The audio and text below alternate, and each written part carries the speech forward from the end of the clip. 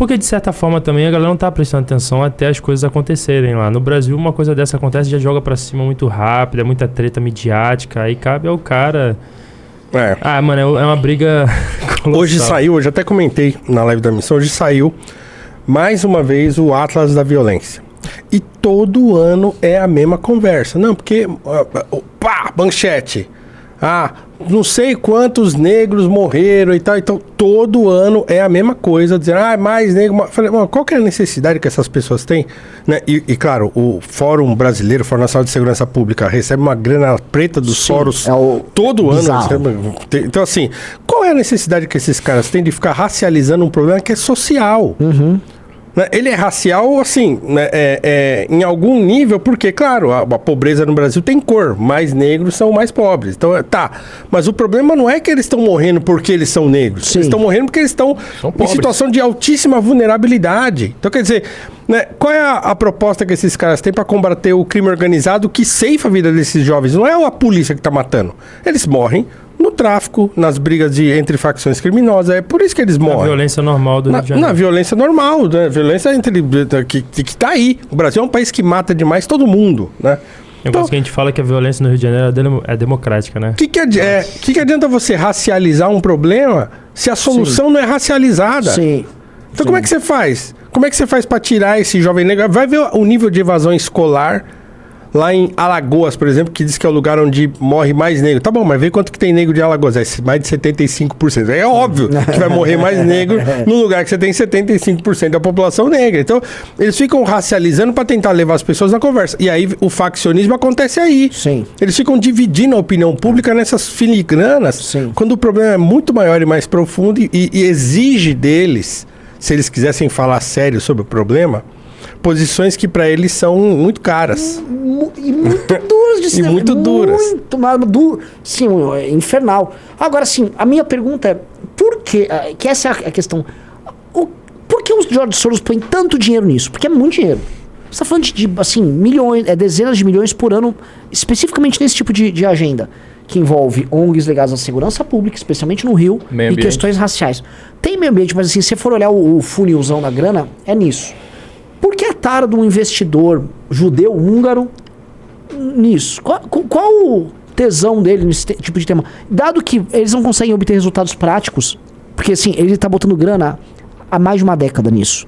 E se a gente for falar assim, como uma poliana, vamos ver quais resultados eles trouxeram. E dado que ele não trouxe resultado prático nenhum, será que, obviamente, não é o objetivo dele obter um resultado prático, como, por exemplo, a redução do crime, e sim, talvez, só propagação de ideias que mantém a gente num caos muito louco?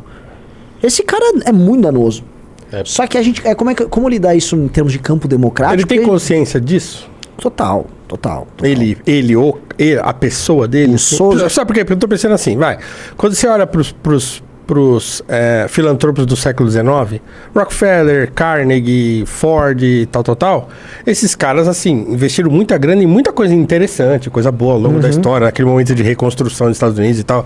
Então, tiveram resultado. Tiveram muito resultado, muito, né? Até hoje tem aquelas fundações todas, aquelas coisas todas. Só que, por exemplo, num determinado momento, a Fundação Ford, quem instaurou o debate racial identitário no Brasil foi a Fundação Ford. Sim. Então isso aí é fácil de verificar, né? Não é teoria conspiratória. Isso é dado. O Manuel fala disso naquele livro dele, Uma Gota de Sangue lá. Mas isso é um fato. Então os próprios movimentos negros falam sobre isso e tal. Então quem instaurou esse tipo? Por quê? Porque na década de 70 a Fundação Ford falou, nós temos um caminhão de dinheiro para despejar aí no Brasil para tratar de questões raciais. Só que vocês têm que vir estudar aqui.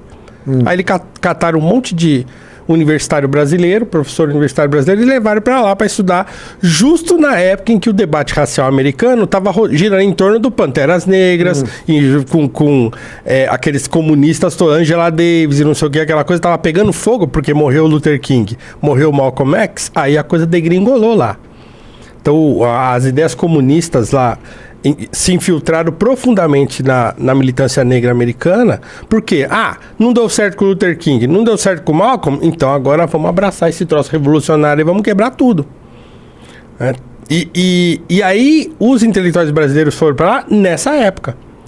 bancados pela Fundação Ford. O cara botou de dinheiro em o FRJ, o cara, assim, cara, muito dinheiro. Ainda faz, tá? Sim. Ainda faz, ainda doa muito dinheiro para essa causa de combate antirracista e tal, né? No Brasil. Então, assim, se esses caras no século XIX investirem muita coisa bacana, aí morre o Ford, morre o Carnegie, o Soros tá velho, quem vai assumindo... esse pessoal já muito ligado a essas agendas, então eles saem. É um corpo burocrático. É que o caso do Soros é vocal da parte dele, especialmente do filho dele, que é o sucessor dele. O filho dele é um super woke de redes sociais e fica arrumando briga. É bem vocal. O filho dele, se for nas redes do filho... não. E aí tem, acho que é Alex Soros, acho que é Alex Soros o nome do filho. Agora, em outros casos não. Eu vou dar um exemplo no caso que eu vi com estes olhos que até há de comer. O Lehman. Como funciona a lógica e o oba-oba? O Lehman não é woke. O Lehman não é nada. O Lehman entra na turma e ele é aceito. Tipo, você é um benemérito nisso, você está investindo. Vamos investir juntos nisso. Vamos trabalhar. Vamos, por exemplo, incluir mais mulheres e negros na política brasileira. Sim, vamos criar um negócio como Renova. Pô, para fazer isso, vamos trazer aquela professora, tem uma pedagoga, tem uma... sei lá, um estudioso de tal assunto. Os caras vão enfiando ele no meio. Vai, aí eles vão montando, eles montam a burocracia e aí cabe a eles botar o dinheiro. Aí o que cabe a burocracia? E entregando lá, e eles vão. Então essas iniciativas meio que vão acontecendo por osmose. Sim. Por qual razão? Porque eles têm que montar as fundações para proteger o patrimônio da tributação. Então você monta uma fundação, taca dinheiro dentro da fundação, esse dinheiro não é tributado, e aí é isso que os ricos vão mantendo a fortuna deles sem tributação. Todo mundo, esse é um modelo mundial. Todo mundo tem uma fundação. Aí a fundação precisa fazer alguma coisa. Aí você lá, pra justificar, você fica investindo nessas besteiras. Então tem uns caras que são convictos. É o caso do George Soros. Ele é convicto. Convicto e ele tá na guerra. E pra mim ele tem uma estratégia. Há uma estratégia. Onde ele quer chegar, Renan? Putz, cara, assim, eu acho que é complicado falar. Vamos tentar cair naquele negócio do globalismo. Porque não é só isso, sabe? Não é exatamente isso. Mas assim, ele tem... Muita gente fala assim que ele ganha dinheiro gerando instabilidade ao redor do mundo e gerando, vamos dizer, a instabilidade necessária para você ter volatilidade, por exemplo, no mercado de capital e tal. Eu acho que isso já é um pouco exagero. Eu acho que ele acredita um pouco naquilo. Eu acho que ele ganha poder político, porque ele tem poder político específico em vários lugares.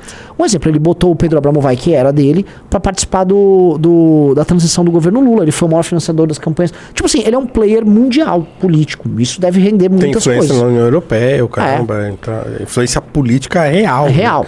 Né? Que elege candidato, sabe? Essas paradas assim, não é... esse papo que todo mundo fica tentando escapar dele. Fala, não tem nada a ver. Não, tem a ver sim. Ele é um cara poderoso, assim. Não faria sentido, né?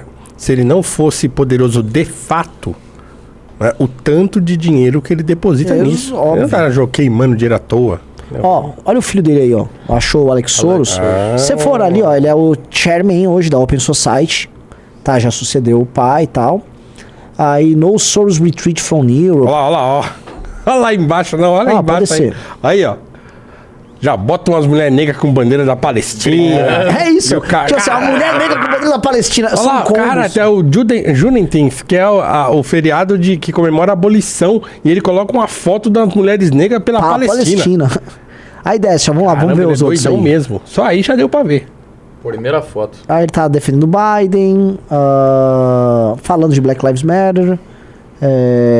Celebrando o pai dele. Olha a fotinha. Agora tá falando dos veteranos. Tá passando a milhão, pra gente não conseguir ver o que tá acontecendo? Agora feminismo. Passando devagar, então. Tá passando a milhão que eu não tô conseguindo nem ver o que tá acontecendo. Franz Kafka. Quem é essa mulher? Aí tá falando da nova presidente da Open Society. Tá lá. Atacando o Trump. Em questões econômicas, né? Atacando Trump novamente. Ele tá aí, né? Olha lá. Aí tá defendendo as votações pró-imigração lá na Europa. Enfim, é bem óbvio a agenda dele. Ele faz a defesa pública mesmo. Você vê que é um cara que tá atacando o Trump, sabe? Ele não tá escondidinho. Ele tá bem aberto. Ali não tem... E eu acho, assim... Pô, é que o Felipe, eu fico chateado com o nosso deputado Kim Kataguiri, porque eu dei a ideia do projeto. Falei, o projeto tem que ser banir a entrada desse dinheiro. Esse dinheiro não pode vir aqui. A gente não pode ser alvo desse tipo de manipulação política à nossa soberania quando um cara investe desproporcionalmente, não só ele, a Fundação Ford e tal, centenas de milhões de dólares todos os anos aqui, fomentando guerra política no país. Então nós somos assim, um palco de guerra política, uma coisa completamente assimétrica, que é muita grana de fora. E a gente fica aqui vivendo isso. Não. E a gente fica aqui tentando vender clube. E aí tem uma coisa